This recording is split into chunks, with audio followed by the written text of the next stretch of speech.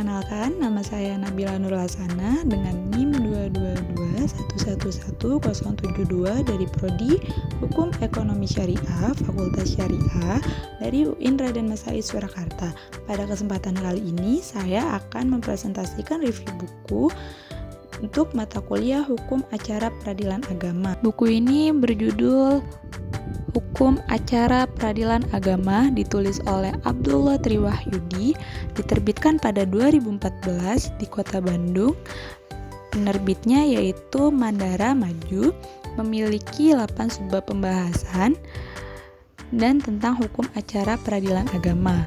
Memiliki tebal 253 halaman. Review kali ini saya hanya mengambil beberapa subbab yang menarik bagi saya, yaitu pada subbab 2, subbab 3, dan subbab 4 yang akan saya. Subbab 2 ini penulis membahas tentang pengertian dan sumber hukum acara peradilan agama. Apa itu hukum acara peradilan agama? Sebelum kita membahas tentang pengertian sendiri tentang hukum acara peradilan agama, kita alangkah lebih baiknya membahas tentang acara peradilan. Hukum acara peradilan merupakan aturan-aturan yang mengatur tata cara beracara di pengadilan. Setelah kita mengetahui tentang hukum acara sendiri, maka kita akan membahas tentang hukum acara peradilan agama. Hukum acara peradilan agama merupakan segala peraturan baik yang bersumber dari peraturan perundang-undangan negara maupun dari syariat Islam yang mana mengatur bagaimana cara bertindak di persidangan pengadilan agama, dan juga merupakan bagaimana cara pengadilan dalam menyelesaikan perkara untuk mewujudkan hukum material Islam yang menjadi kekuasaan peradilan agama. Setelah kita mengetahui tentang pengertian dari peradilan agama sendiri, maka kita akan membahas tentang sumber-sumber hukum acara peradilan agama, yang dimana ada beberapa sumber-sumber hukum acara peradilan agama. Yang pertama ada hukum acara khusus, diatur dalam Undang-Undang Nomor 7 Tahun 1809 tentang peradilan agama beserta perubahannya. Sumber yang kedua yaitu hukum acara perdata, sebagaimana yang berlaku pada peradilan umum. Sumber hukum yang ketiga yaitu kompilasi hukum Islam. Kompilasi hukum Islam atau sering disebut dengan KHI merupakan salah satu sumber hukum acara peradilan agama selain hukum acara yang diatur pada Undang-Undang Nomor 7 Tahun 1809 dan hukum acara yang berlaku pada peradilan di lingkungan peradilan umum. Adapun yang keempat yaitu kompilasi hukum ekonomi syariah. Dalam perkara ekonomi syariah, belum adanya pedoman hakim dalam menyelesaikan sengketa ekonomi syariah. Untuk memperlancar proses ini, maka dikeluarkan Peraturan Mahkamah Agung Nomor 2 Tahun 2008 tentang Peraturan Mahkamah Agung Republik Indonesia tentang kompilasi hukum ekonomi syariah. Adapun beberapa kompilasi hukum ekonomi syariah sebagai berikut. Yang pertama, buku 1 tentang subjek hukum dan amwal. Yang kedua ada buku 2 tentang akad. Yang ketiga ada buku 3 tentang zakat dan hibah. Yang keempat ada buku keempat yaitu tentang akuntansi dan ekonomi. Yaitu sumber hukum yang nomor 5 yaitu ada Kanon merupakan terhadap pengkhususan dalam peradilan agama di Indonesia dengan adanya undang-undang ini, yaitu untuk daerah negeri Nengro Aceh Darussalam.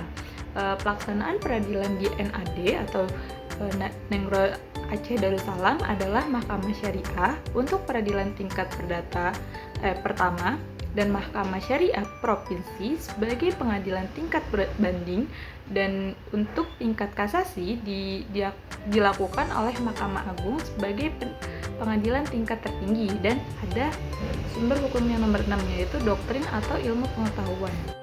Pada bab 3 ini penulis membahas tentang permohonan di mana tahapan permohonan sendiri terdiri dari beberapa subbab yang akan saya bagi secara seperinci.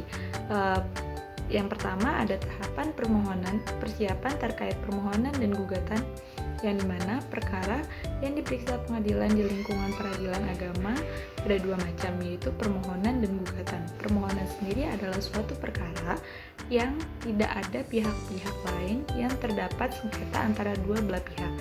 Sedangkan gugatan yaitu suatu perkara di mana tergugat dan penggugat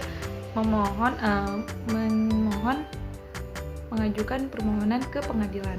Yang kedua ada kewenangan relatif. Kewenangan relatif merupakan kekuasaan dan wewenang yang diberikan antara pengadilan dalam lingkungan peradilan sama atau wewenang yang berhubungan wilayah hukum antara peradilan agama dengan dalam lingkungan peradilan agama.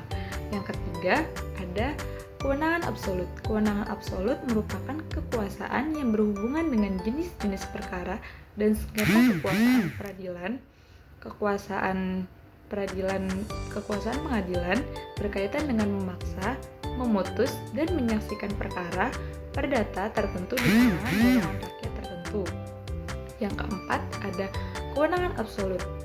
Kewenangan absolut peradilan agama di Provinsi Aceh Nenggara Darussalam. Maksudnya, kewenangan absolut di Provinsi Aceh sebagai berikut: ahwalu syahsiyah atau hukum keluarga, hukum muamalah atau hukum perdata, jinayah atau hukum pidana. Yang kelima, ada pilihan hukum dalam perkara waris dicabut. Yang keenam, ada kewenangan mengendalikan tindak tidak meliputi sengketa hak milik antara orang Islam dengan non-Islam. Ada pihak-pihak dalam perkara, maksudnya pihak-pihak yang berperkara dalam pengadilan. Yang terakhir ada kuasa.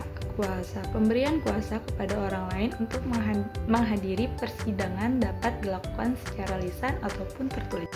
Pada bab 4 ini, penulis membahas tentang tahapan pembuatan gugatan dalam permohonan. Dalam bab ini, penulis membagi beberapa subbab antara lain. Yang pertama, pembuatan gugatan dan permohonan. Dalam membuat permohonan ada beberapa dasarnya, yaitu yang pertama, identitas pemohon, uraian kejadian, dan permohonan. Pada subbab kedua membahas tentang putusan serta merta. Pada subbab ketiga membahas tentang gugatan profesional. Pada subbab keempat yaitu membahas tentang sita jaminan. Pada subbab kelima membahas tentang kumulasi gugatan. Apa sih kesimpulan dari buku yang telah saya review? Bahwasanya buku ini membahas banyak sekali bab terkait tentang hukum acara peradilan agama dan banyak pula contoh dari hukum acara peradilan agama, sehingga dapat memudahkan saya sebagai pembaca dalam memahami ini. Tetapi ada beberapa hal yang perlu diperhatikan dalam penulisan buku ini, seperti banyak bahasa yang terlalu belibet dan sulit dipahami oleh pembaca dan banyak contoh sehingga pembaca bingung dalam membedakannya. Tetapi terlepas dari kekurangan buku ini mengajarkan tentang banyaknya tata cara dalam beracara dan dalam persidangan peradilan perkara agama dan juga sangat relevan bagi akademisi yang sedang berkuliah hukum sendiri. Buku ini cocok untuk dijadikan topik dalam pembahasan diskusi ataupun dalam pengajaran, sehingga memberikan pengetahuan baru bagi para pembacanya sendiri. Pendapat saya tentang buku ini membahas semua topik terkait hukum acara peradilan agama, dari tata cara permohonan, pembuatan gugatan, dan juga masih banyak lagi subbab yang bisa kita ambil sebagai contoh dalam beracara di persidangan.